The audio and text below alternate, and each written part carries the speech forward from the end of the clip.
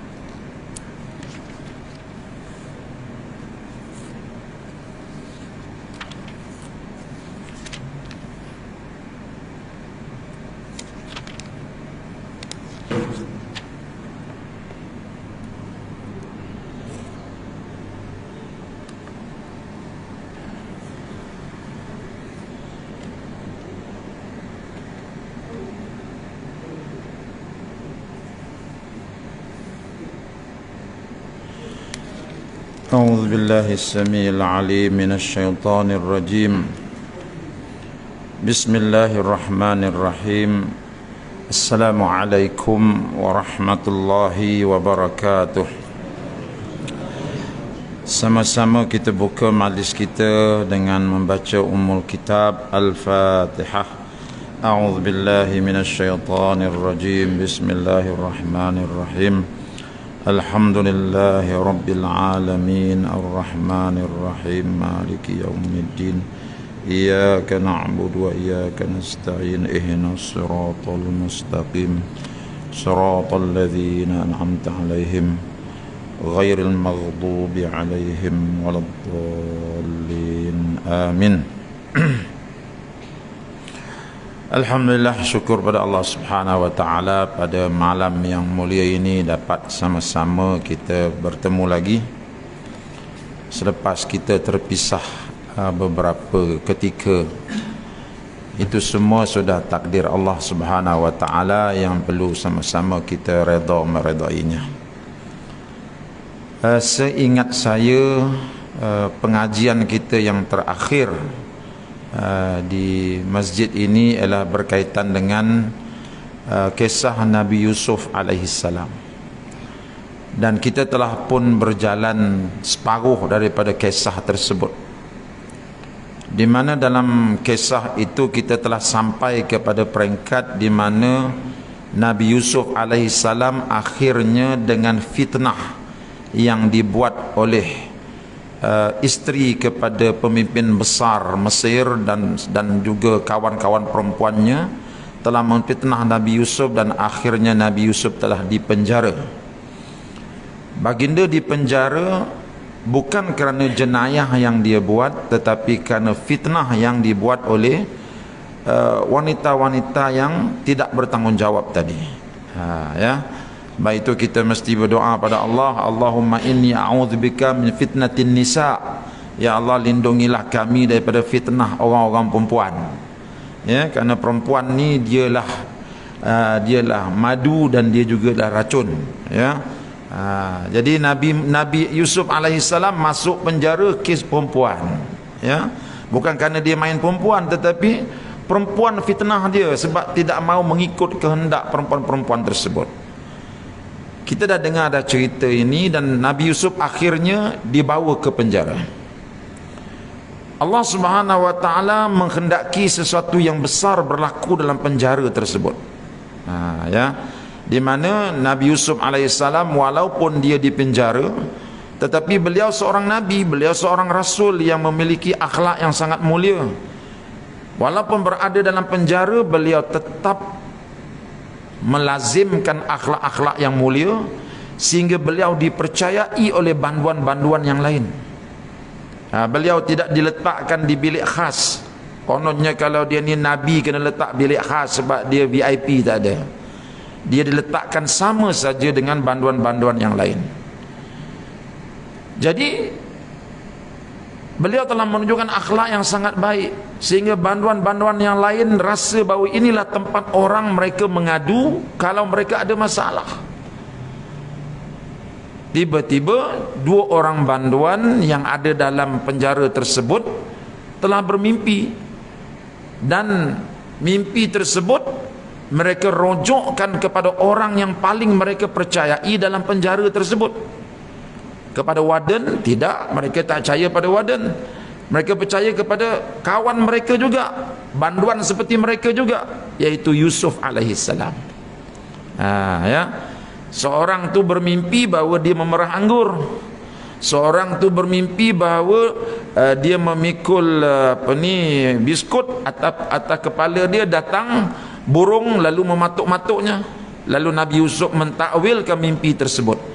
Yang memerah anggur tadi kamu akan dilepaskan, dan kamu akan berkhidmat dengan raja menjadi tukang tuang air raja. Kamu akan serve raja di bilik makan dia. Adapun kamu yang bermimpi dipatuk kepala kamu dengan burung-burung, kamu pula akan dihukum salib sampai mati. Jadi takwilan dia itu betul.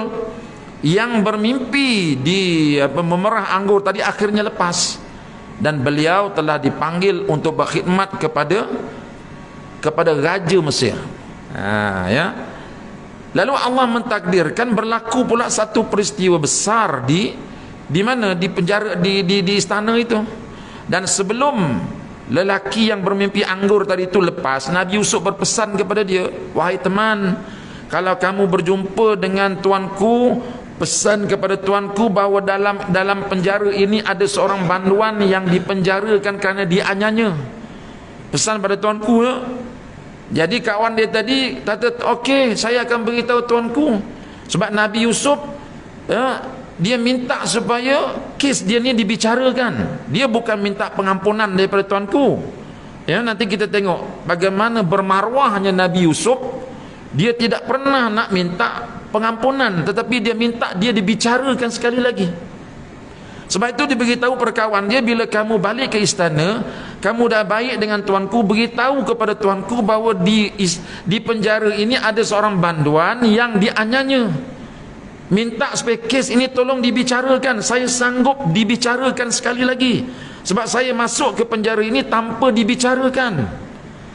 Jadi Nabi Yusuf dipenjarakan tu dia tanpa bicara.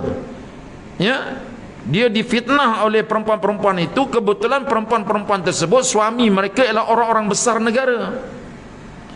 Maka mudahlah mereka letak Nabi Yusuf dalam penjara. Jadi dia dimasukkan ke dalam penjara tanpa bicara. Lalu kawan dia tadi pulang bekerja di istana, dan akhir sekali dia lena dengan kemewahan. Sebab kerja di istana, faham je lah, semuanya ada, ya, sibuk bekerja, lena dengan kemewahan. Dia lupa nak sampaikan pesan Nabi Yusuf alaihissalam. Sehinggalah berlaku satu ketika raja pula bermimpi. Ya, ni kita dah dengar dulu bagaimana raja telah bermimpi pula. Apa mimpi dia? Raja telah bermimpi satu mimpi yang aneh. Apa dia? Dia bermimpi lembu-lembu yang kurus, ya, memakan lembu-lembu yang gemuk. Dan dia bermimpi bagaimana gandum-gandum itu terlerai daripada batangnya. Lalu ditafsirkan, diminta untuk para menteri mentafsirkannya. Para menteri tak mampu tafsir. Lalu si penuang air kata, saya kenal dengan seorang penafsir mimpi, duduknya di dalam penjara. Dia boleh tafsirkan mimpi ini. Lalu si lelaki tadi masuk semula ke dalam penjara. Selepas beberapa tahun jumpa dengan Nabi Yusuf. dan Nabi Yusuf telah mentafsirkan mimpi tersebut. Ya. Nabi Yusuf telah mentafsirkan mimpi tersebut, dan mimpi itu dibawa pulang kepada raja, dan raja begitu berpuas hati dengan takwil mimpi tersebut. Ya, raja puas hati. Bagus takwilan Nabi Yusuf ini. Sebab apa tafsiran dia bagus? Sebab dia telah diajar oleh Allah ilmu mentakwil mimpi. Ya. Lalu dia mentakwilkan mimpi tersebut, raja berpuas hati. Lalu raja pun rasa bahawa dia telah terhutang budi kepada seorang lelaki yang bergelar banduan di penjara.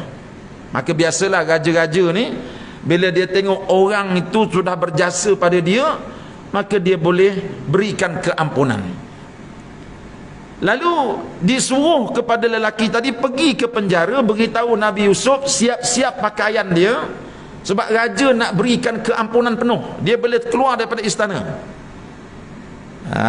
Nampak? Sebab raja tadi rasa banduan tadi dah berjasa pada dia.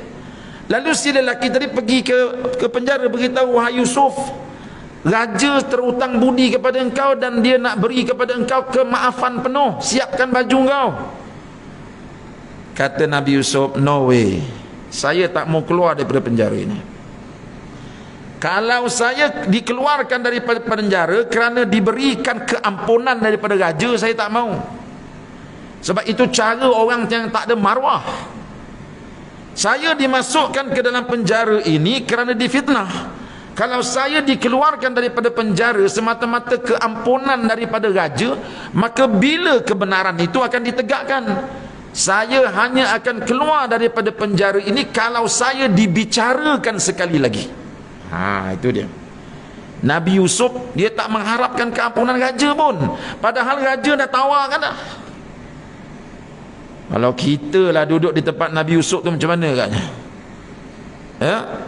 Sebelum raja tawar pun kita dah hantar surat rayuan dah, betul tak? Ya. Sebelum raja tawar kita hantar surat rayuan dah. Tapi Nabi Yusuf lelaki yang bermaruah. Bagi dia, apa guna dia keluar daripada penjara? Kalau dia keluar daripada penjara nanti, sedangkan kes dia belum dapat ditentukan siapa bersalah, siapa tak bersalah. Lalu dia kata kepada tuan kawan dia tadi, pulang kepada raja, beritahu raja, saya tak mau keluar, saya lebih rela duduk di penjara ini. Kalau nak saya keluar daripada penjara ini, saya minta satu aja, minta tuanku bicarakan saya sekali lagi. Panggil wanita-wanita yang fitnah saya tu, sekali dengan suami dia, sekali dengan penjaga-penjaga istana, bawa ke muka pengadilan, bicarakan saya sekali lagi. Panggil pendakwa raya, saya akan bela diri saya. Di situ tuanku boleh hukumkan siapa yang bersalah. Nampak tu? Ini cara orang yang bermaruah. Ya, sebab yang penting bagi dia ialah dia dapat selamatkan maruah diri dia. Apa guna kalau Nabi Yusuf dimaafkan oleh raja, tiba-tiba balik nanti dia baca khutbah, betul tak? Dia baca khutbah, dia pun ittaqullah, orang kata paralah, ini ittaqullah, jadi imam tapi dia perompak rupanya, dia penzina rupanya. Apa gunanya? Hilang maruah dia. Sebab itu Nabi Yusuf kata, saya tak mau, saya nak saya dibicarakan, saya tidak takut untuk dibicarakan kerana saya di pihak yang benar. Kadang-kadang orang main sentimen kesian belas ni sebab dia tahu dia salah itu. Sebab tu dia minta kalau boleh maafkan je lah, buat lemik tengkuk itu. Nabi Yusuf no, saya minta saya dibicarakan, tak payah nak maafkan saya, bicarakan saya biar nampak siapa benar siapa salah. Lalu si lelaki tadi pun pulang ke istana, beritahu raja, tuanku Yusuf tak nak keluar, dia hanya minta satu je. Apa dia? Dia minta dia dibicarakan sekali lagi. Ketika itulah raja yang memerintah seorang lelaki yang cerdas akalnya. Ketika itu dia sudah mula tertarik dengan akhlak Nabi Yusuf alaihissalam. Dalam hadis Bukhari ada sepotong hadis Nabi, di mana Nabi ketika membicarakan ayat ini, beliau memuji Nabi Yusuf setinggi-tinggi langit. Sehingga Nabi kata apa? Kalau aku berada di tempat Yusuf, belum tentu lagi aku akan jadi seperti Yusuf, kata Nabi. Tetapi itulah ketegasan seorang Rasul. Bagi dia, kebenaran itu perlu ditegakkan. Ya, sebab itu Nabi Yusuf kata-kata dia yang istimewa apa dia? Penjara itu lebih aku suka daripada duduk di luar. Sebab apa? Sebab bagi dia duduk di penjara sebenarnya dia hidup. Dia hidup sebab apa? Sebab dia masuk kerana difitnah. Lalu raja pun tertarik, dah mula tertarik dah. Ini bagus ni. Ini dia ni kalau keluar ni boleh jadi aku punya orang kuat ni. Raja dah mula tertarik dah. Sebab orang macam ni lah orang yang kalau diberi duit pun tak nak dia. Nak diberikan keampunan dia tak nak. Dia nak kebenaran. Raja cari orang macam ni lah. Bukan orang yang baru ditawar. Ya. Ini raja kata ini besok aku dijualnya nanti. Ya. Tuan-tuan yang dihormati sekalian, lalu dia dibicarakan. Ni saya dah cerita dah dulu sebelum berlaku perpisahan hari itu. Ya. Kita dah cerita dah benda ni dulu lagi dah. Maka berlakulah perbicaraan yang begitu hebat di mahkamah. Wanita-wanita penfitnah tadi dipanggil, Nabi Yusuf ada kat depan. Sekarang dia debat. Ini hakim ada, pendakwa raya ada, peguam bela ada, pesalah ada, pendakwa ada. Ya, dakwa. Belum sempat pendakwa raya mendakwa Nabi Yusuf, wanita-wanita tadi angkat tangan. Ini dicerita dalam Quran. Dia kata, wahai Tuan Hakim, kami sebenarnya datang sini nak mengaku salah. Sebab apa? Sebenarnya Yusuf tidak bersalah. Sayalah yang telah menggoda Yusuf dalam istana sehingga Yusuf menolak godaan saya dan dia lari meninggalkan saya. Sayalah yang menarik bajunya, mengajak dia terus buat sesuatu yang tak baik dengan saya. Saya yang bersalah. Bukan saja perempuan yang kita katakan namanya Zulaikha itu datang mengaku salah, wanita-wanita yang dipotong jarinya itu pun datang jumpa sekali dalam mahkamah. Tuanku, kamilah yang bersalah. Kamilah yang telah memfitnah Yusuf sehingga Yusuf dimasukkan ke dalam penjara. Lalu raja pun bila tengok kes itu, orang-orang yang memfitnah ini mengaku salah. Lalu raja pun tanya, habis siapa yang masukkan Yusuf dalam penjara? Yang wanita-wanita ini tukang fitnah. Siapa yang buat keputusan Yusuf di penjara? Bila disiasat dan dikaji, yang buat keputusan supaya Yusuf di penjara ialah suami kepada Zulaikha, yang ketika itu memegang jawatan orang nombor 1 di Mesir. Lalu raja pun tengok, dia kata, engkau ni tak layak jadi ketua. Sebab apa? Kau dengar cakap isteri kau. Ketua mana boleh dengar cakap isteri? Apa isteri nak semua bagi. Itu yang merosakkan kau. Isteri suruh penjarakan Yusuf, kau penjarakan. Sepatutnya kau bicarakan dia, siasat dulu siapa yang benar, siapa yang salah. Ini Quran cerita, saya hanya ulas kembali. Ya. Saya hanya ngulas kembali. Tak ada kena mengena dengan yang hidup ataupun yang masih mati. Ini kita boleh baca pada ayat yang ke-51 sampai ayat 55 surah Yusuf. Cuba baca situ, semua ada kat situ. Lalu si lelaki tadi dipecat daripada jawatan sebagai orang nombor 1 dalam negara.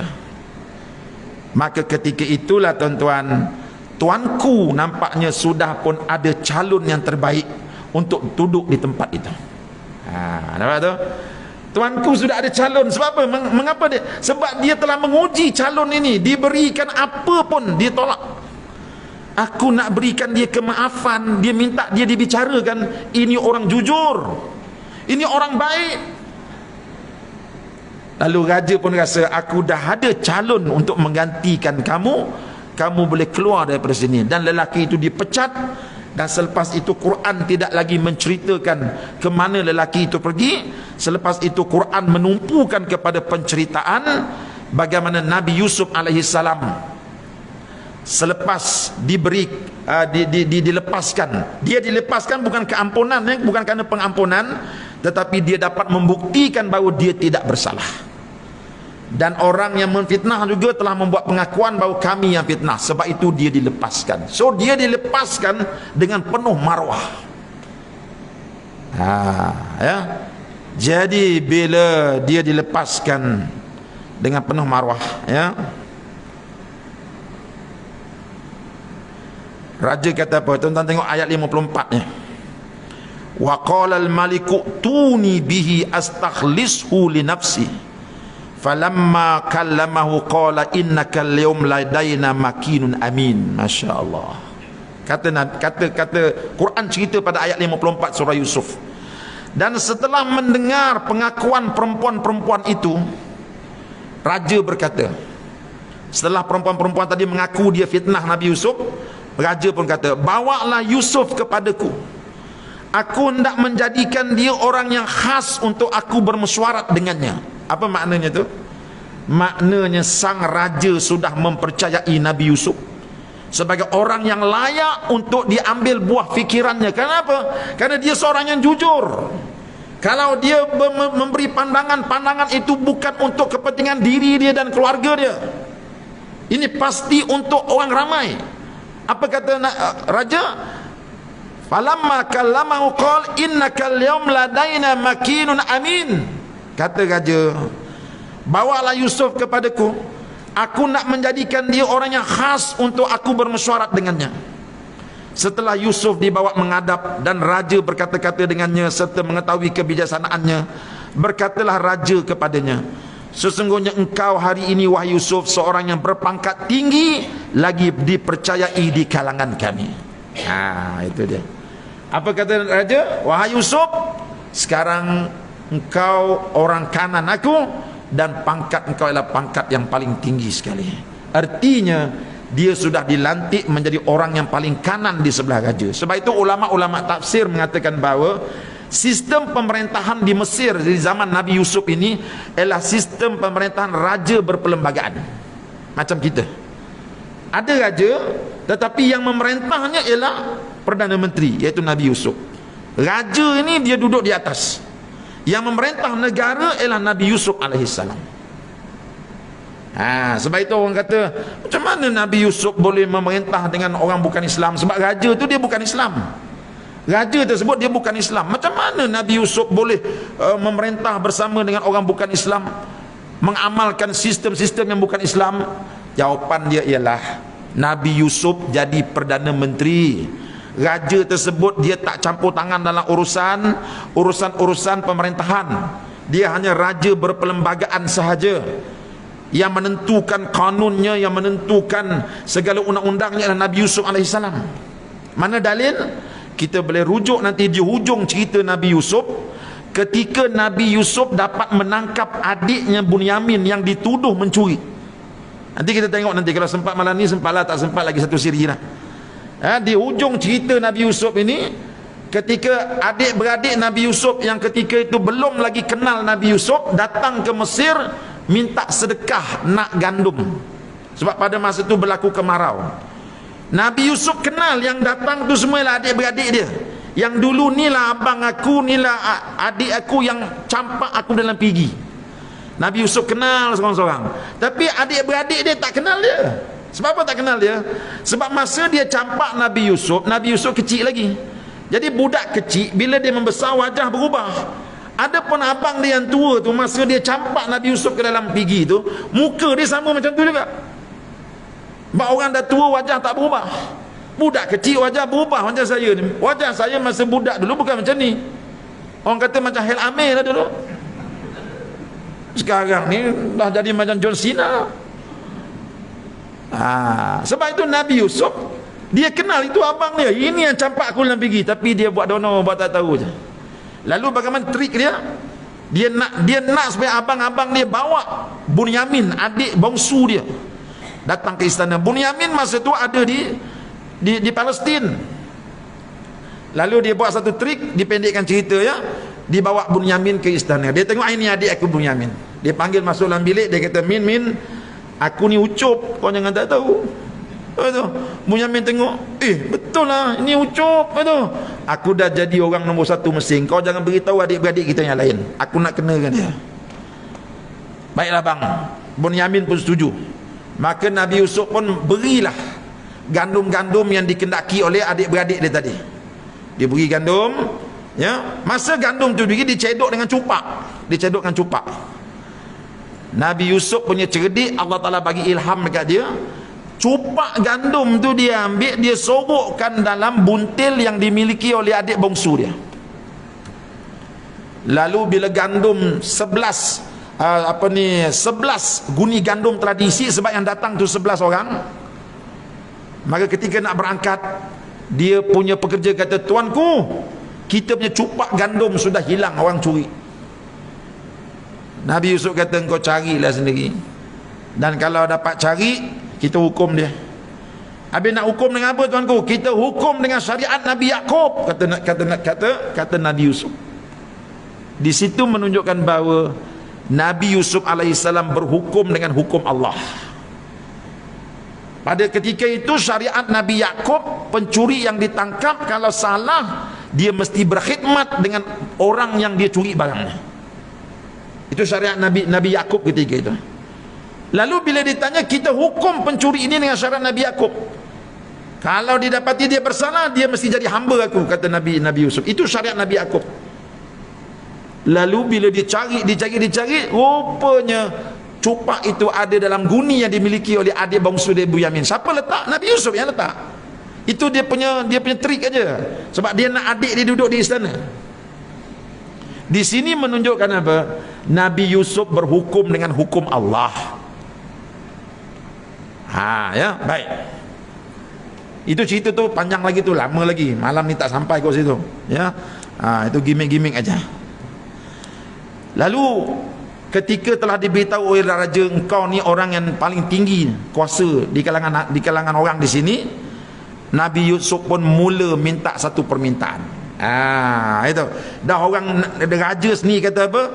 Ladaina innakal yaum ladaina makinun amin, engkau ni orang yang berpangkat tinggi, lagi aku percayai.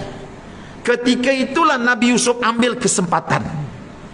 Kalau saya pun orang dah puji melangit tu, saya akan ambil kesempatan. Nabi Yusuf ambil kesempatan. Apa kesempatan dia? Tengok pada ayat yang ke-55.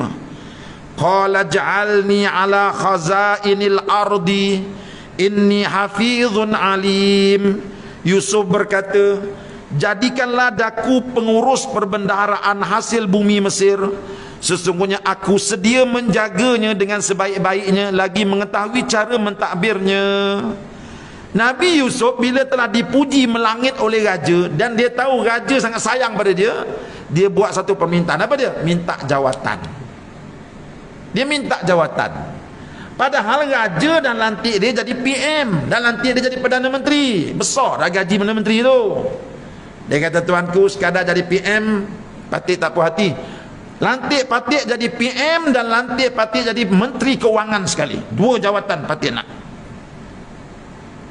Raja kata, engkau orang kepercayaan aku, ambillah jawatan tu kalau engkau nak. Tapi Nabi Yusuf, dia minta dua jawatan tu, dia mampu buat. Itu mustahil seorang rasul dia khianat pada jawatan dia, mustahil. Itu sebab itu seorang rasul wajib bersifat dengan sifat apa? Sifat amanah, betul tak? Dia minta jawatan tu, pertama sekali dia yakin dia mampu jalankan tugas dua jawatan serentak. Yang kedua, sebab apa dia minta jawatan itu? Sebab kan dia dah beritahu bahawa Mesir akan mengalami 7 tahun kemarau. 7 tahun yang pertama bumi Mesir akan menjadi subur. 7 tahun yang kedua bumi Mesir akan menjadi kemarau. Jadi 7 tahun yang pertama ni Nabi Yusuf nak gunakan semua khazanah negara untuk bangunkan pertanian di negeri Mesir sehebat-hebatnya. Biar orang kata seluruh negeri Mesir tu ditanam gandum, supaya nanti 7 tahun kemarau yang akan datang, hasilnya itu dapat digunakan masa kemarau. Jadi kalau jawatan Menteri Keuangan itu diambil oleh kaki-kaki sakau, habis ya. Habis. Itu. Peruntukan dia bagi 100 juta, dia bagi 5 juta, yang lebih masuk poket dia. Habis negeri Mesir nanti tak sampai matlamat untuk tanam gandum. Nabi Yusuf yakin dia orang yang hafiz. Aku orang yang hafiz, kata Nabi Yusuf. Nampak tu dalam ayat yang ke-55. Inni hafizun, aku ni raja, engkau boleh percaya aku. Aku ni hafiz, aku orang yang jaga, aku orang yang amanah. Sebab Nabi Yusuf tahu kalau jawatan ini diberi kepada orang lain belum tentu dapat menjaga amanah itu. Takut 7 tahun yang pertama tu negeri Mesir tak dapat tanam gandum dengan baik. Bila tak dapat tanam gandum dengan baik dalam tempoh 7 tahun tu, 7 tahun akan datang masa kemarau, takut orang akan mati ke bulu. Jadi bermakna Nabi Yusuf minta jawatan bukan kerana nakkan kekayaan, tak, tetapi nak memastikan maslahat orang ramai dapat dijaga. Inilah ciri kepimpinan Islam, ya, yang ditunjukkan oleh Al-Quranul Karim. Minta jawatan tak apa, minta jawatan tak apa, tapi kita yakin kita boleh bawa kebaikan lebih banyak daripada orang. Macam para sahabat, ketika Nabi SAW wafat, para sahabat berhimpun di Saqifah Bani Sa'idah. Orang-orang Ansar kata, kami yang lebih layak jadi ketua selepas Rasulullah wafat. Orang Muhajirin kata, kami lebih layak. Mengapa para sahabat berebut jawatan, sedangkan jenazah Rasulullah belum dikebumikan lagi? Jenazah Rasulullah belum dikebumikan lagi, para sahabat sudah bertekad nak jawatan. Ini dibaca dalam sirah. Sebab apa? Bukan kerana mereka fikir kalau dapat jawatan ni pertama sekali dia dapat projek itu projek ni, bukan. Mereka berebut jawatan kenapa? Mereka yakin kalau jawatan ni dapat pada kami boleh beri sumbangan yang paling maksimum kepada masyarakat. Sebab itu mereka berebut jawatan. Bukan untuk kepentingan diri, tapi untuk kepentingan masyarakat. Jadi maknanya kalau kita berebut jabatan ataupun jawatan demi untuk kebaikan masyarakat, itu satu perebutan yang sangat positif. Silakanlah. Jangan berkapak, bergolok sudah. Main cara yang terbaik lah. Main cara terbaik, senyum-senyuman, ramah-ramahan, insya-Allah. Yang penting niat baik untuk kebaikan orang ramai. Jadi Nabi Yusuf kata apa? Qala ij'alni ala khazainil ardi inni hafizun alim. Ya, wahai tuanku, jadikanlah daku pengurus perbendaharaan bumi Mesir. Sesungguhnya aku sedia menjaganya dengan sebaik-baiknya, lagi mengetahui cara mentadbirkannya. Wa kadzalika makanna li Yusufa fil ardi yatabawwa'u minha haitsu yasha nusibu bi rahmatina man nasha wa la nudi wa ajral muhsinin. Ini komen Allah Taala. Allah Taala nak buat conclusion. Setelah kita berjalan jauh mendengar Nabi Yusuf dicampak dalam perigi, Nabi Yusuf jadi hamba di rumah Zulaika, Nabi Yusuf difitnah, Nabi Yusuf dipenjara, akhir sekali Nabi Yusuf dilantik menjadi Perdana Menteri. Sekarang Allah Ta'ala buat satu kesimpulan. Apa kesimpulan Allah? Dan demikianlah caranya kami tetapkan kedudukan Nabi Yusuf memegang kuasa di bumi Mesir. Rupanya Allah Ta'ala buat segala mehnah dan cobaan yang dilalui oleh Nabi Yusuf, tujuannya supaya Nabi Yusuf dapat jadi Perdana Menteri. Kalaulah Nabi Yusuf tak dicampak dalam perigi oleh adik-adik dia, oleh abang dia, dapat tak dia jadi Perdana Menteri? Tak dapat. Sebab apa? Sebab kalau dia duduk di rumah, abang dia tak campak di dalam perigi, dia takkan dapat pergi ke Mesir. Dia hanya dapat duduk dengan Nabi Yaakob. Nabi Yaakob duduk di kampung. Bila duduk di kampung, apa dia dapat? Sebab itu Allah Ta'ala nak Nabi Yusuf satu hari nanti jadi Perdana Menteri di Mesir. Dia duduk di Palestin, tapi Allah nak dia jadi Perdana Menteri di Mesir. Sebab itu Allah buat satu takdir, dia dicampakkan ke dalam perigi, kemudian dijual di pasar hamba. Kan perjalanan tu. Kemudian dia jadi hamba di rumah Perdana Menteri juga. Ya, cuma Perdana Menteri itu Perdana Menteri yang suka dengar cakap isteri dia. Akhir sekali dia dipenjara. Lepas dipenjara dia dibawa ke istana, dan akhir sekali dia dilantik menjadi Perdana Menteri. Allah kata itulah rancangan kami.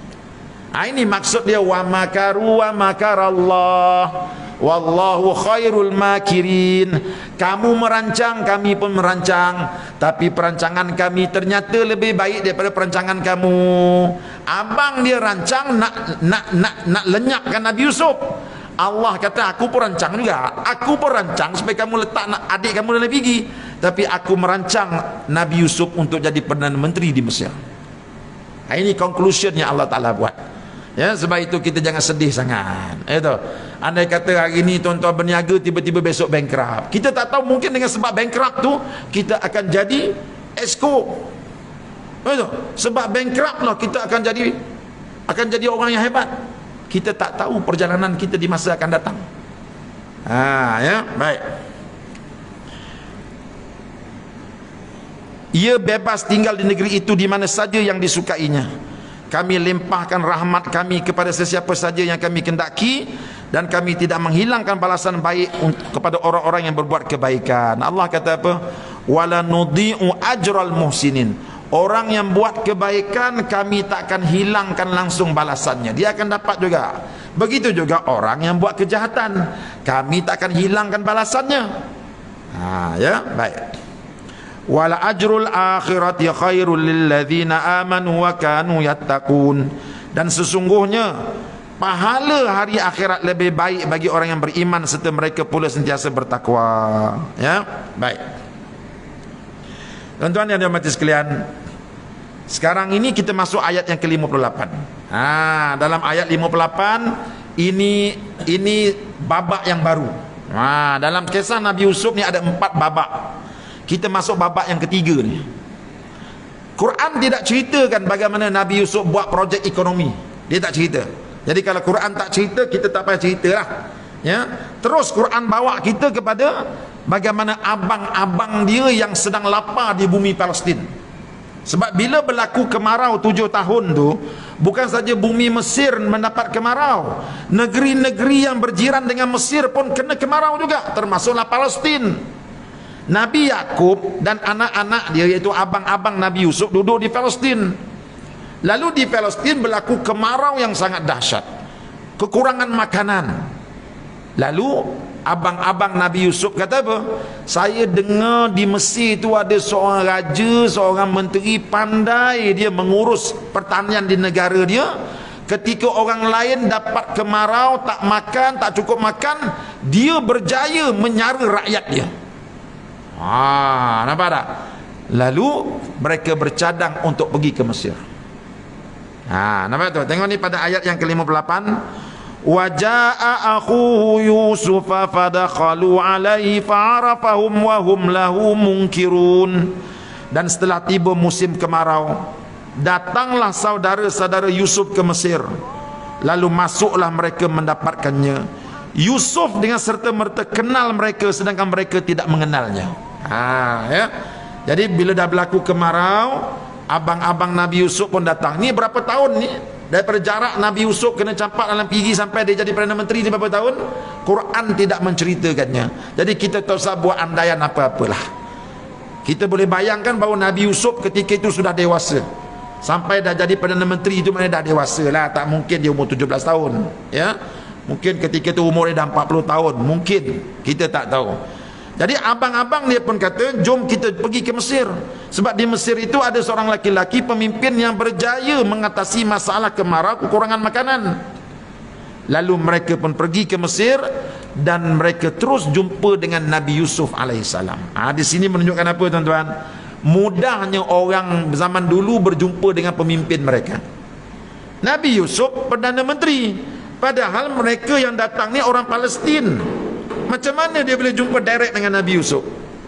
Menunjukkan bahawa Nabi Yusuf seorang pemimpin yang sangat mengutamakan kebajikan masyarakat dia.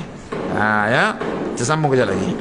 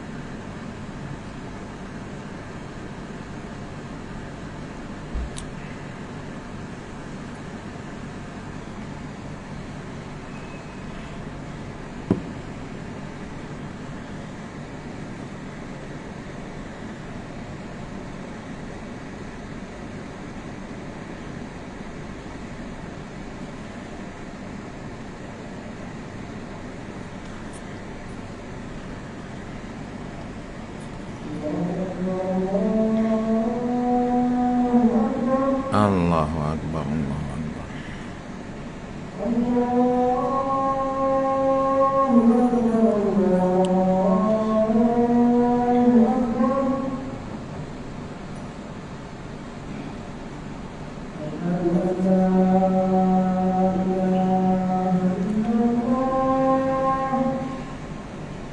asyhadu an la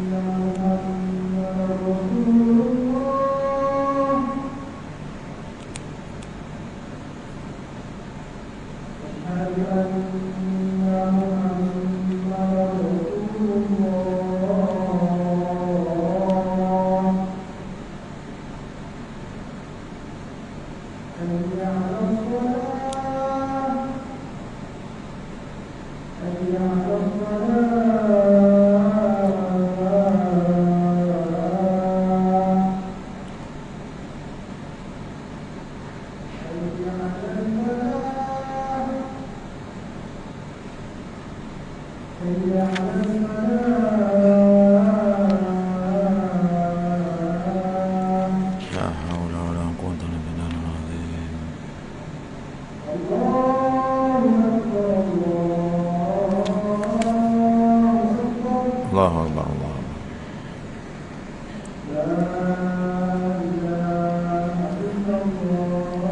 La ilaha illallah Muhammadur Rasulullah. Allahumma rabb hadhihi ad-da'wati at-tammah was-salatu al-qa'imati Muhammadin Rasulullah.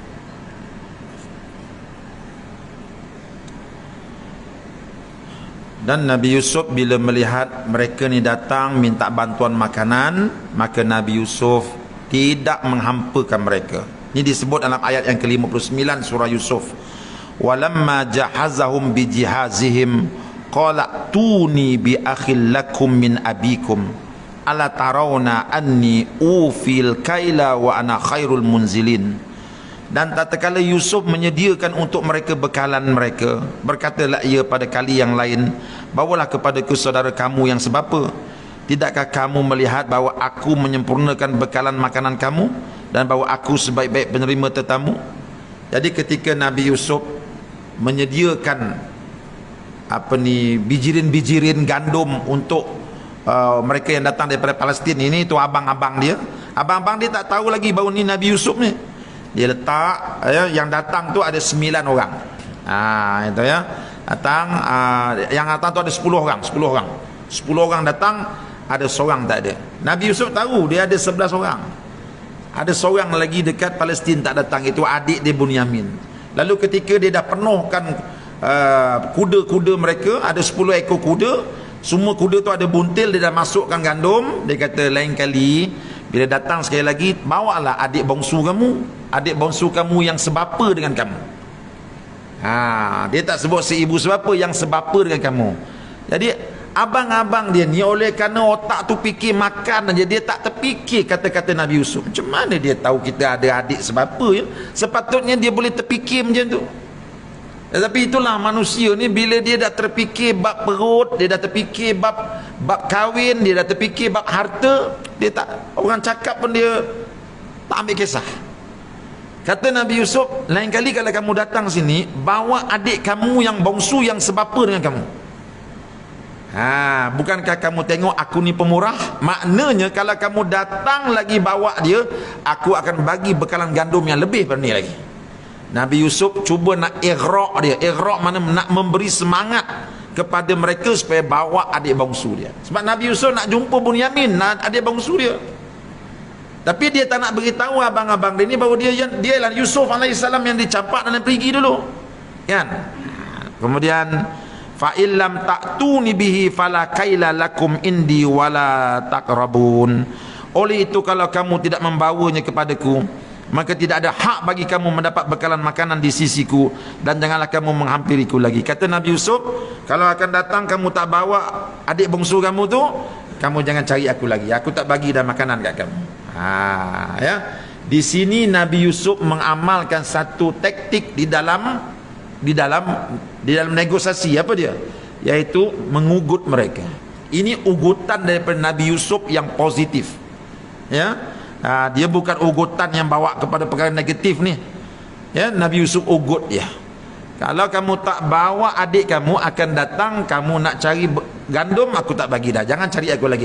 Tapi kalau kamu datang bawa adik bongsu kamu, aku akan bagi kamu gandum yang lebih banyak lagi. Sebab apa lebih banyak? Sebab sekarang ni kamu 10 orang. Kalau kamu bawa seorang lagi 11, jadi 11 ekor kuda lagi banyak daripada 10. Itu maksud Nabi Yusuf. Jadi adik-beradik dia pun tengok, oh okey, kami akan bawa adik kami. Tapi entah ya entah tidak, Nabi Yusuf tahu ini manusia. Sebab dia dah ada pengalaman dalam penjara dulu. Kan dia janji dengan kawan dia, kalau kamu lepas nanti jumpa dengan tuanku, beritahu aku ada kat penjara. Kan kawan dia lupa kat dia. Nabi Yusuf dia cerdik, dia takkan dia patuk oleh seekor ular dua kali dari lubang yang sama. Lalu dia buat satu tindakan, apa dia? Mari kita tengok kecerdikan Nabi Yusuf. Nabi Yusuf tambah lagi, kata adik-beradik dia, qalu sanuzawwidu anhu abahu wa inna lafa'ilun. Mereka menjawab, kami akan memujuk bapanya melepaskan dia bersama-sama kami, dan sesungguhnya kami akan melakukannya. Kata abang-abang Nabi Yusuf yang tak kenal Nabi Yusuf, dia kata insya-Allah kami akan pujuk bapa dia, iaitu Nabi Yakub lah, supaya Nabi Yakub benarkan kami bawa dia ke sini. Sebab apa mereka kata nak pujuk? Sebab mereka teringat jenayah mereka yang dulu. Dulu jenayah mereka apa dia? Kami pernah pujuk Nabi Yakub lepaskan Yusuf untuk bawa pergi bermain. Nabi Yusuf kata jangan bawa Yusuf pergi main, kata Nabi Yakub, nanti dia makan nanti dia hilang nanti. Lalu mereka campak Nabi Yusuf dalam pigi. Lalu bila balik mereka buat lembik tengkuk, kata Nabi Yusuf dah dimakan dek serigala. Teringatkan jenayah mereka itu, mereka tak berani nak janji pada Nabi Yusuf bahawa dia akan dapat bawa datang Nabi Bunyamin ke Mesir. Sebab apa? Nabi Yakub mesti tak bagi. Mesti tak bagi sebab dah ada pengalaman pertama. Itu. Sebab Nabi Yakub ni dia rasul, dia nabi, dia tak nak ditipu buat kali kedua. Kita je orang tipu 10 kali pun tak apa. Itu. Nabi Yakub dia tak ada, engkau dah tipu aku sekali, enough is enough. Jadi anak-anak dia kata, aduh, kita nak gandum lagi banyak, tapi nak bawa pula Bunyamin, bapak kita mana bagi? Sebab dulu kita pernah tipu dia. Nampak? Jadi anak-anak dia pernah, macam mana ni ya? Macam mana? Nabi Yusuf tahu benda tu, sebab dia tahu ni lah abang dia yang campak yang pergi tadi. Maka bagaimana nak pastikan adik dia Bunyamin dapat datang semula ke Mesir? Mari kita tengok tindakan bijak dia.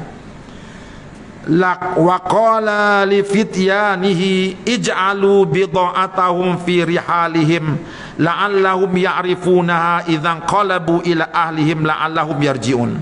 Dan selepas itu berkatalah Yusuf kepada orang-orang suruhannya, masukkanlah barang-barang dagangan mereka pada tempat simpanan barang di kenderaan mereka, supaya mereka mengetahui kelak ketika mereka kembali kepada keluarga mereka, dan supaya mereka datang lagi ke negeri ini. Apa Nabi Yusuf buat? Gini, dia kata pada pekerja-pekerja dia, mereka yang datang ke Mesir ni tuan-tuan, mereka bawa barang. Dia bawa barang daripada Palestin, dia jual dekat Mesir, dia ambil gandum, maka dia tukar, dia buat sistem barter. Ya, kami bagi barang, Nabi Yusuf bagi gandum. Abang-abang dia ni ingat Nabi Yusuf berniaga dengan mereka. Sebab tu mereka bawa barang-barang tu dekat Nabi Yusuf.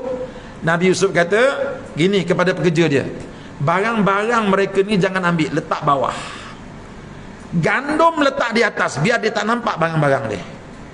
Bermakna Nabi Yusuf tak ambil satu sen pun gandum yang diberi kepada abang-abang dia, tak ambil langsung. Tapi dia tak naklah menunjuk-nunjuk tu, dia tak naklah panggil reporter tengok saya bagi gandum percuma, dia tak nak panggil reporter. Dia sorok barang-barang yang sepatutnya jadi milik Nabi Yusuf sebagai tukaran kepada gandum tadi, dia letakkan di bawah. Gandum tadi diletakkan di atas. Jadi yang nampak di atas tu gandum, bawah tu barang tu abang-abang Nabi Yusuf tak tahu. Nabi Yusuf kata mudah-mudahan bila mereka balik ke Palestin, mereka punggah gandum ni, mereka akan nampak bahawa barang-barang mereka ada di bawah. Maknanya mereka tahu bahawa aku tak ambil satu sen pun, aku tak ambil untung pun. Nak ambil untung buat apa? Nabi Yusuf menguruskan harta negara, bukan harta dia. Itu kalau Nabi Yusuf ambil untung tu, berapa dia dapat tu? Tetapi itulah orang yang takut kepada api neraka Allah. Itulah orang yang takut pada api neraka Allah. Kalau orang tak takut pada api neraka, dia sakaunya yang tu, kau ambil gandum yang ni masuk. Itu. Ini beza orang beriman dengan api neraka dengan orang yang tak beriman dengan api neraka. Dia bagi percuma. Bahkan dia bagi percuma tu ibarat kata bila bagi paha kiri, paha kanan tak tahu. Bila tangan kanan bagi sedekah, tangan kanan, tangan kiri tak tahu. Ini cara Nabi Yusuf buat amal kebaikan. Dan yang kedua, dia nak masukkan dalam kepercayaan kepada mereka tadi bahawa Nabi Yusuf ni serius, orangnya jujur. Nampak? Nabi Yusuf sebenarnya dia nak beli hati manusia. Tengok, manusia ni tuan-tuan, bila dibeli hatinya, dia akan ikut kita. Kan Nabi Yusuf kata tadi, bawalah adik bongsu kamu ke sini ya.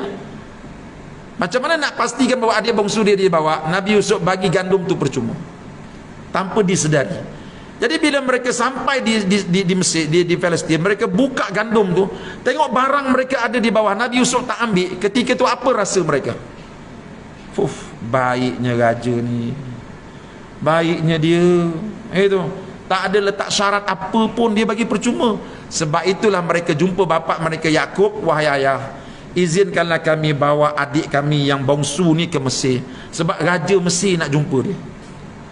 Ketika itulah Nabi Yakub, nanti kita baca dalam ayat-ayat seterusnya, menzahirkan semula kerisauan dia. Dia kata, boleh percaya ke kau orang ni? Dulu engkau bawa anak aku Yusuf, engkau kata jaga elok-elok, lama-lama Yusuf entah ke mana. Ni sekarang ni kau bawa Bunyamin pula. Sorry, aku tak percaya. Nampak tu? Nabi Yakub ni bukan senang. Walaupun dia dah tua, dia tak izinkan dia ditipu kali yang kedua. Ini amalan para anbiya ya. Sekali cukup kena tipu, kali kedua no. Enough is enough. Gitu. Baik. Falamma raja'u ila abihim qalu ya abana muni'a minnal kailu fa arsil ma'ana akhona naqtal wa inna lahu lahafizun. Maka tak terkala mereka kembali kepada bapa mereka, berkatalah mereka, wahai ayah kami, kami telah diberi amaran bahawa kami tidak akan mendapat lagi bekalan makanan kiranya Bunyamin tidak pergi bersama. Oleh itu, hantarkanlah dia bersama-sama kami supaya kami dapat lagi bekalan makanan, dan sesungguhnya kami akan menjaganya dengan sebaik-baiknya. Jadi yang dia bawa balik itu hanya 10 buntil saja. 10 buntil nak makan berapa hari? Kita terpaksa semula pergi ke Mesir ya, ambil gandum ni, tapi Raja Mesir kata nak pergi sekali lagi kena bawa Bunyamin. Macam mana ya? Dia mula nak pujuk supaya diberikan kebenaran, bawa Bunyamin ke Mesir. Tengok Nabi Yakub dengan kecerdikan dia kata apa? Qala hal amanukum alaihi illa kama amintukum ala akhihi min qabl fallahu khairun hafidha wa arhamur rahimin. Bapa mereka berkata, jika aku lepaskan dia pergi bersama-sama kamu, aku tidak menaruh kepercayaan kepada kamu menjaganya, melainkan seperti kepercayaanku kepada kamu menjaga saudaranya yang dulu, iaitu Nabi Yusuf, yang telah kamu hampakan. Oleh itu aku hanya menaruh kepercayaan kepada Allah, karena Allah jualah penjaga yang sebaik-baiknya, dan dialah jua yang maha mengasihi dan siapa saja yang menaruh belas kasihan. Kata Nabi Yusuf, aku kalau kau orang jaga aku tak percaya. Engkau nak minta aku benarkan bawa Bunyamin pergi ke Mesir. Dulu Yusuf pun kau bunuh, kau campak dia entah ke mana. Sekarang ni macam mana aku nak percaya pada engkau? Aku hanya percaya pada Allah saja. Nampak? Jadi Nabi Yusuf tak percaya dah kepada anak-anak dia. Ini cara yang betul. Itu. Ya. Tak boleh. Ya, nanti kamu buat macam dulu balik. Padahal anak-anak Nabi Yusuf ni dah bertaubat. Mereka ni dah jadi orang baik. Sebab apa? Dalam kitab tafsir kata sebab apa? Ketika ini anak-anak Nabi Yusuf tadi sudah jadi orang baik, sudah bertaubat. Sebab mereka melihat penderitaan ayah mereka yang sangat dahsyat ketika Nabi Yusuf tidak ada. Jadi timbul rasa belas kasihan. Kesian ayah kita. Angkara perbuatan kita tengok ayah kita menderita, mungkin malam-malam meracau, mungkin makan tak mahu. Orang tua, dia sayang kepada anak dia Yusuf, tiba-tiba hilang. Jadi anak-anak dia oleh kerana sayang kepada bapa dia, mereka dah bertobat. Mereka berjanji tak akan ulang lagi. Tapi walaupun dah bertobat, Nabi Yakub tetap berhati-hati. Sebab tu dia kata apa? Yang aku percaya hanya Allah, adapun kamu tidak. Itu. Ini cara para nabi. Orang yang dah bertaubat pun dia masih lagi berhati-hati. Kita orang tak bertaubat pun kita percaya lagi, betul tak? Ni masalah kita. Qala walamma fatahu mata'ahum. Ni dia. Ini permainan Nabi Yusuf akan terjadi. Tengok apa permainan dia. Walamma fatahu mata'ahum wajadu bida'atahum ruddat ilaihim qalu ya abana ma nabghi hadhihi bida'atuna ruddat ilaina wa namiru ahlana wa nahfadhu akhana wa nazdadu kaila ba'ir dhalika kailun yasir. Dan semasa mereka membuka barang-barang mereka, mereka dapati barang-barang dagangan mereka telah dikembalikan kepada mereka. Ketika dia ambil gandum tu, dia nampak barang-barang kita yang kita bawa ke Mesir ada kat sini. Sepatutnya Yusuf ambil barang ni tukar dengan gandum. Ni dia tak ambil lah. Nampak tu? Itu maksud dia. Ketika itu mereka dapat bayangkan alangkah baiknya, indahnya akhlak Nabi Yusuf ini. Dia tak tahu yang Nabi Yusuf itulah yang dia khianat dulu, ya. Mereka berkata dengan gembiranya, wahai ayah kami, apa yang kita kendaki lagi? Ini dia barang-barang dagangan yang kita jadikan tukaran bagi mendapat gandum itu telah dikembalikan kepada kita. Dan dengan kemurahan hati menteri yang berbudi itu, akan dapatlah kami membawa lagi bekalan makanan kepada keluarga kami. Dan kami pula akan dapat menjaga saudara kami, serta akan dapat tambahan bekalan benda-benda makanan sebanyak muatan seekor unta lagi. Pemberian tambahan yang sebanyak itu mudah sekali ditunaikannya. Mereka kata, ya, tengok menteri ni baik ayah. Dia tak ambil pun bayaran, dia bagi kita free. Itu kita pergi dengan 10 ekor kuda, 10 ekor buntil. Kalau kita tambah lagi Bunyamin ada 11 ekor, lagi banyak gandum kita dapat ayah. Maka izinkanlah Bunyamin ni dibawa ke Mesir wahai ayah. Nampak? Mereka cuba pujuk Nabi Yakub. Akhir sekali Nabi Yakub, orang kata yakinlah. Yakinlah ya. Dia tengok bahawa anak dia ni benar-benar nak pergi sana, nak cari rezeki bagi memastikan keluarga mereka tidak kebulu. Jadi dia nampak tujuannya, ya. Maka apa jadi selepas itu?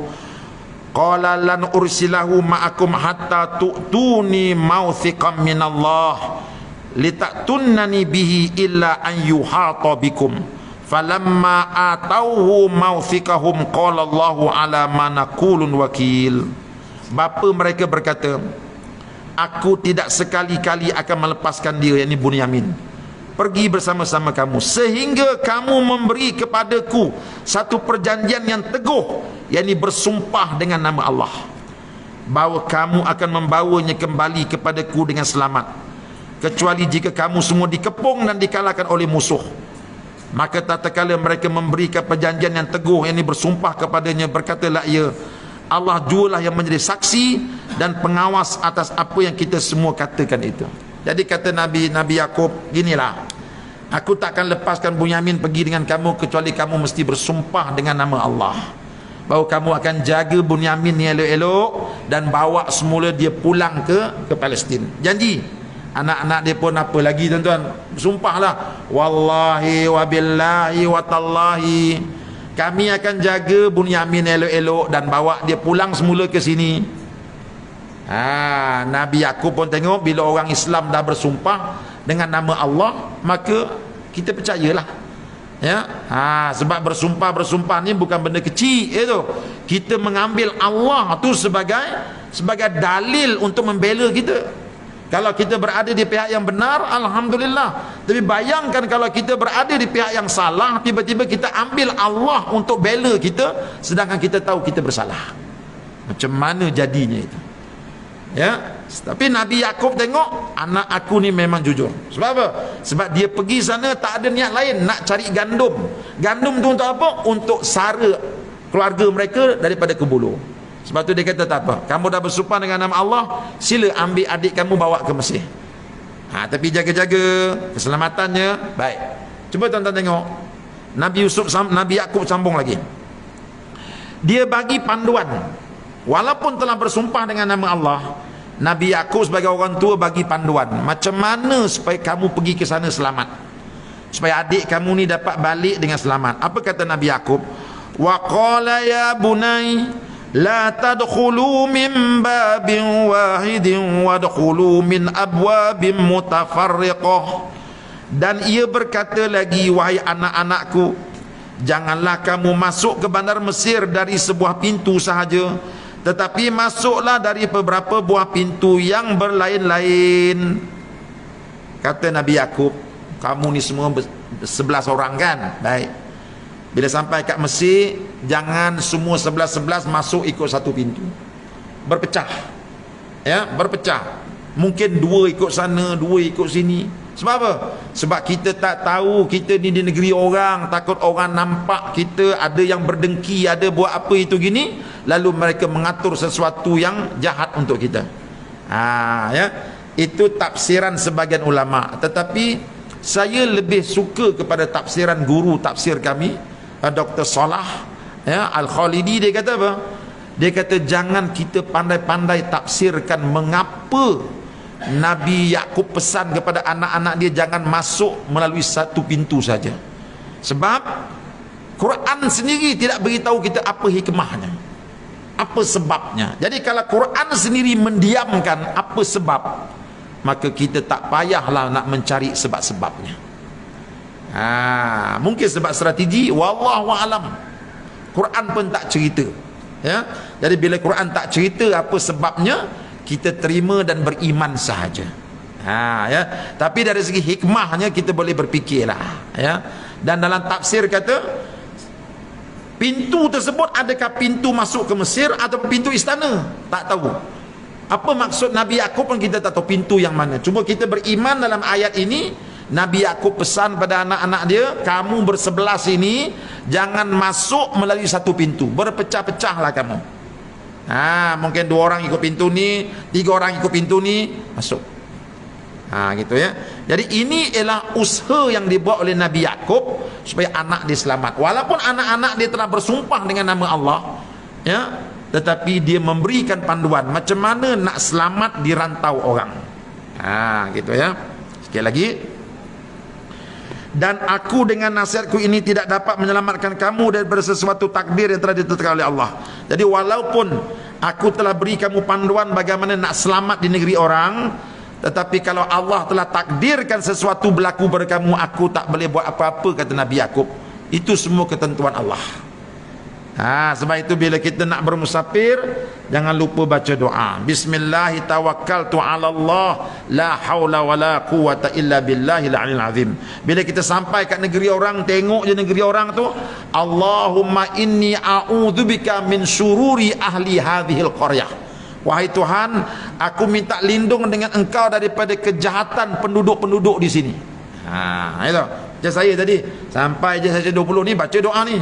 Bukan makna tuan-tuan jahat, bukan itu. Ya, tapi mungkin agaknya ada cengkerik, kita tahu tu.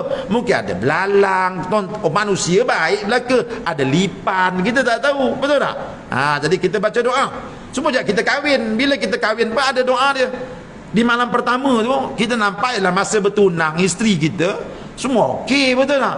Tapi kita tak tahu dia ni apa warnanya yang sebenar. Jadi di malam pertama sunat kita baca Allahumma inni a'udzubika min syururi hadhil mar'ah. Ya Allah, aku berlindung dengan Engkau daripada kejahatan perempuan ini, walaupun dia itu ustazah. Itu. Walaupun dia ustazah, nampak mata 2 butir, kita minta lindung dengan Allah daripada kejahatan perempuan ini. Nampak tak? Ya? Sebab kita tak tahu, bila dah kahwin baru kita tahu mak rupanya rimau rupanya. Nama Halimah, betul tak? Halimah tu mestinya yang lemah lembut, betul. Tapi rupanya rimau kumbang. Taring dia keluar. Bila dia mengamuk tu, taring keluar, kuku keluar. Tu orang kata masa kahwin malam pertama jangan lupa baca doa ni. Betul tak? Lupa baca. Ada peluang lagi, Jamil bang, boleh baca lagi. Baik. Kata Nabi Yakub, walaupun aku dah ajar kamu strategi untuk selamat, tapi kalau Allah takdirkan apa-apa berlaku kepada kamu, aku tidak boleh menolong kamu. Ya, kata Nabi Yakub alaihissalam, inil hukmu illa lillah alaihi tawakkaltu wa alaihi falyatawakkalul mutawakkilun. Kepadanya lah aku berserah diri dan kepadanya lah hendaknya berserah orang-orang yang mau berserah diri. Ya. Jadi saya nak sampai kepada ayat 68. Ayat 68 ni yang terakhir. Lepas ni kita sambung bulan depan lah pula, ya. Ini ayat terakhir, jangan bimbang. Walamma dakhalu min haitsu amarahum abuhum ma kana yughni anhum minallahi min syai' illa hajatan fi nafsi yaquba qadaha wa innahu ladzu ilmin lima allamnahu walakinna aktsaran nasi la ya'lamun. Dan tatkala mereka masuk menurut arah yang diperintahkan oleh bapa mereka, tidaklah perintahnya itu dapat menyelamatkan mereka dari apa yang telah ditakdirkan oleh Allah sedikit pun. Tetapi yang demikian itu hanyalah melahirkan hajat yang terpendam dalam hati Nabi Yakub. Nampak tu? Sebab tu saya kata tadi, jangan kita takwilkan bahawa Nabi Yakub suruh jangan masuk guna satu pintu. Jangan takwil. Sebab apa? Sebab Quran kata apa? Itu ialah hasrat yang terpendam dalam hati Nabi Yakub. Tak ada siapa yang tahu. Sebab tu ulama kata jangan takwil. Sebab apa? Quran sendiri kata Nabi Yakub suruh masuk, jangan masuk ikut satu pintu. Itulah hasrat yang terpendam dalam hati dia. Jadi Quran pun tak bongkar apa hasrat dia tu, apa sebab. Jadi jangan kita pandai-pandai bongkar. Nampak tu? Ya. Jadi ini tafsir. Jadi Quran kata apa? Walaupun mereka itu masuk mengikut arahan bapa mereka, jangan masuk ikut satu pintu, tetapi mereka tidak dapat menolak diri mereka daripada takdir yang telah ditetapkan oleh Allah. Apa takdir dia? Takdir dia nanti kita tengok dalam pertemuan yang akan datang. Rupanya mereka sampai di negeri Mesir tu, mereka akan berdepan dengan satu peristiwa yang mereka tak sangka-sangka. Peristiwa yang kalau mereka tak sabar menghadapinya, habis mereka. Nampak tak? Jadi inilah dia kita manusia. Kita hanya boleh berusaha, tetapi yang menentukan segala-gala natijahnya ialah Allah Subhanahu Wa Taala. Jadi tuan-tuan, mereka tak tahu bahawa ketika mereka masuk di negeri Mesir itu, sebenarnya Nabi Yusuf alaihissalam sudah pun merancang satu permainan yang hebat. Itu Nabi Yusuf sudah merancang satu permainan yang hebat, dan permainan tersebut bukan untuk membalas dendam. Tidak. Permainan tersebut ialah untuk apa? Untuk menjadikan janji Allah dalam mimpi dia dulu bahawa 11 bintang akan sujud pada dia. Nabi Yusuf buat perkara-perkara tersebut. Apakah permainan Nabi Yusuf? Segalanya ini dan banyak lagi akan dibincangkan dalam pertemuan yang akan datang, insya-Allah.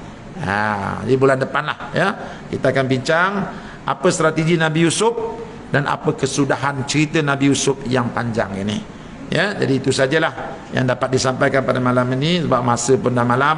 Tetapi tuan-tuan boleh terus ikut rancangan tafsir saya setiap hari dalam telefon tuan-tuan, ya. Saya dah buat saya punya madrasah online, namanya Madrasah Al-Kahfi.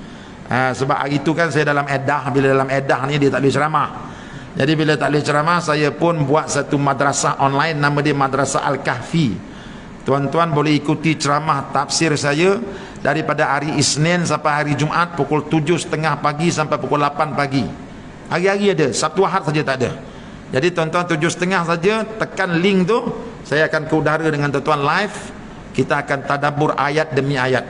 Jadi tadi kita baru mula tadabbur surah Ad-Duha. Saya mula daripada Qul a'udzu birabbin nas, Qul a'udzu birabbil falaq, sekarang dah sampai surah Ad-Duha. Jadi makna perjalanan tu belum jauh lagi, ya. Jadi kalau tuan-tuan berminat, nanti saya bagikan link itu kepada pengurusi surau. Pengurusi surau hantar kepada kawan-kawan kita di session 20 ini, biar ramai-ramai dapat dengar. Berapa bayaran dia? Percuma, tak ada bayaran apa-apa. Cuma tuan-tuan bayar pada Selcom sebab guna dia punya line, ya. Dengan saya tak payah, sebab kita nak sampaikan satu mesej kepada masyarakat Islam betapa pentingnya kita celik Al-Quran. Itu, ya, celik Al-Quran. Sebab kalau kita tak celik Al-Quran, banyak nanti kita akan tafsirkan Al-Quran ikut suka-suka hati kita, ya. Macam tadilah Nabi Yusuf alaihissalam, walaupun telah diberikan keampunan oleh raja, dia tetap tak nak keluar penjara. Sebab apa? Dia nak dia dibicarakan. Maknanya dia nakkan kebenaran. Tapi kalau orang tak belajar Al-Quran, dia akan tafsirkan benda ni ikut suka hati dia. Macam tadi kita tengok, ya, mengapa Nabi Yakub suruh anak dia masuk ke Mesir hanya guna satu pintu?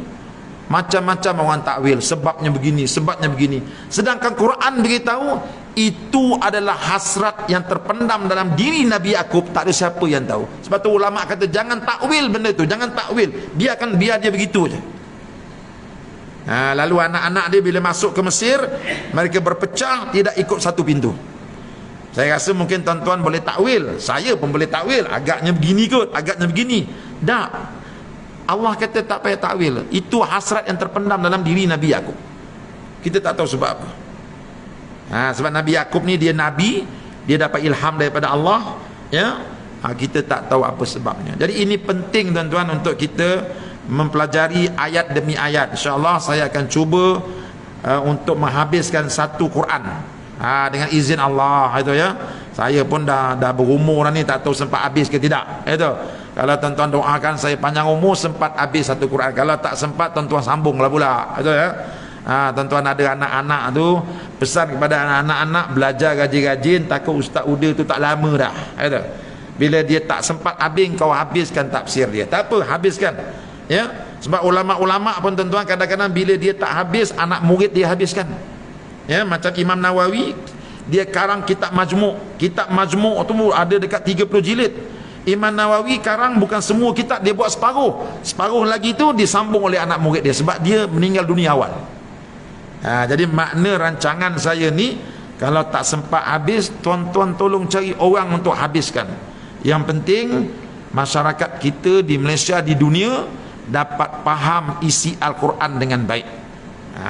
Gitu ya. Bukanlah saya sampaikan tu yang paling baik, dah. Paling tidak saya membuka laci, saya memberi kunci kepada tuan-tuan untuk buka kitab-kitab ni. Jadi saya bagi sikit, tuan-tuan pergi cari yang lebih banyak melalui pembacaan-pembacaan. Kita orang Islam mesti banyak membaca, bukan banyak makan. Kita orang Islam mesti banyak membaca, bukan banyak tidur. Oleh kerana kita malas membaca, itu yang terjadi kepada kita masyarakat Melayu khususnya. Kita jadi bangsa yang mundur. Kenapa? Kerana malas membaca. Kali terakhir kita baca waktu ambil SPM itu. Lepas tu tak adalah baca-baca buku, yang baca WhatsApp aja. Jadi itu yang menyebabkan kita ni tak boleh maju. Allah Ta'ala turunkan ayat yang pertama turun dalam Quran, apa dia? Iqra' bismi rabbikal ladzi khalaq. Hendaklah kamu baca tu penting. Jadi insyaAllah bila tuan-tuan dengar tafsir saya, tuan-tuan pergi beli kitab tafsir yang lain, ya. Baca pula daripada kitab tafsir. Apa yang dengar daripada Ustaz Uda hanya 1% saja daripada tafsiran. 99% ada dalam kitab tersebut. Tuan-tuan pergi buka sendiri. Jadi barulah kita akan rasa, oh begini rupanya Quran, begini rupanya Allah mengarahkan kita. Selama ni kepahaman kita salah. Gitu ya. Itu saja yang saya nak buat, yang cuba lakukan. Mudah-mudahan ada kebaikan insya-Allah, ya. Jadi saya akan hantar link kepada pengurusi surau, minta pengurusi surau hantar kepada teman-teman yang lain. Dan selepas tuan-tuan ikut, sila daftar jadi ahli Madrasah Al-Kahfi. Apa baiknya jadi ahli Madrasah Al-Kahfi? Baiknya ialah semua siri-siri yang tuan-tuan terlepas dulu, tuan-tuan berhak untuk mendapatnya kembali. Bila tuan-tuan jadi ahli kami bagi nombor, tuan-tuan boleh buka tafsir daripada surah Al-Darab bin Nas, boleh dengar balik. Jadi bayangkan bila siri ini sudah sampai beribu-ribu siri, macam mana kita nak dengar. Jadi tuan-tuan boleh panggil balik. Itu penting jadi ahli Madrasah Al-Kahfi. Berapa bayarannya? Percuma, tak kena bayar apa-apa, ya. Cuma tuan-tuan minta doakan saya, mudah-mudahan Allah Ta'ala bagi kewarasan sentiasa dan sihat sejahtera. Itu saja, ya. Jadi itu saja tuan-tuan. Aku lu qauli hadza wa astaghfirullahal azim li wa lakum. Assalamualaikum warahmatullahi wabarakatuh. Bismillahirrahmanirrahim. Alhamdulillahi rabbil alamin, wassalatu wassalamu ala rasulil amin wa ala alihi wa ashabihi ajmain. Allahumma nawwir qulubana binuri hidayatika kama nawwartal arda binuri syamsika abadan abada. Ya Allah, terangkanlah hati kami dengan cahaya hidayah darimu, seperti mana engkau telah terangkan dunia ini dengan cahaya mentarimu. Rabbana atina fid dunya hasanah wa fil akhirati hasanah wa qina azaban nar walhamdulillahi rabbil alamin.